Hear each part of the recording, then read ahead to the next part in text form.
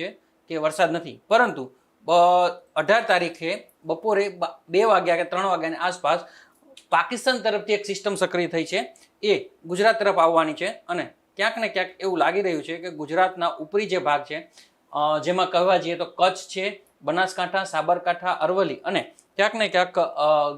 ગીર સોમનાથ, જામનગર અને મોરબી, આ જે સૌરાષ્ટ્રનો એ વિસ્તાર છે એ તથા કચ્છ અને એ વિસ્તાર છે એમાં ક્યાંક છૂટાછવાયા ઝાપટા પડી શકે છે, એવું હામાં વિંડીમાં અત્યારે હાલ દેખાઈ રહ્યું છે. 18 તારીખની આ વાત છે.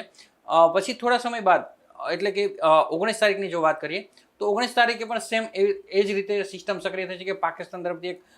જે હાઈ પ્રેશર સર્જાયું છે તે આવશે અને એ સમગ્ર ગુજરાતને કવર કરી લેશે. ગુજરાતનો જે જોવા જઈએ આપણે તો મોટા ભાગના ગુજરાતના જેટલા પણ જિલ્લાઓ છે એમાં આવી જશે. એમાં ખાસ કરીને કચ્છ છે અને આ દિવસે સૌરાષ્ટ્રના જે જિલ્લાઓ છે એ રહેવાના છે વધારે. સૌરાષ્ટ્રના જિલ્લાઓની જો વાત કરવામાં આવે તો ખાસ કરીને મોરબી, સુરેન્દ્રનગર, રાજકોટ, બોટાદ, અમરેલી, ભાવનગર અને ગીર સોમનાથ, આ બધા જિલ્લાઓ છે એમાં આપવામાં આવ્યું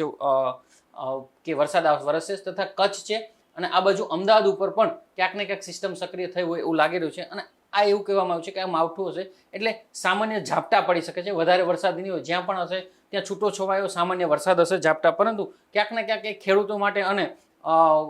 ઉનાળામાં આવશે તો ક્યાંક ને ક્યાંક બફારાનું કારણ પણ બની શકશે. તો આ બાજુ બીજું તરફ જોવા જઈએ તો 19 તારીખે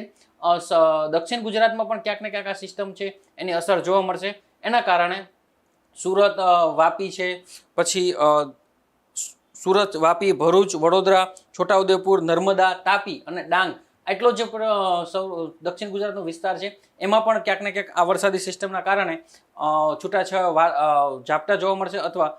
વરસાદ પડી શકે છે. ત્યારબાદ જો 20 તારીખની વાત કરવામાં આવે તો 20 તારીખે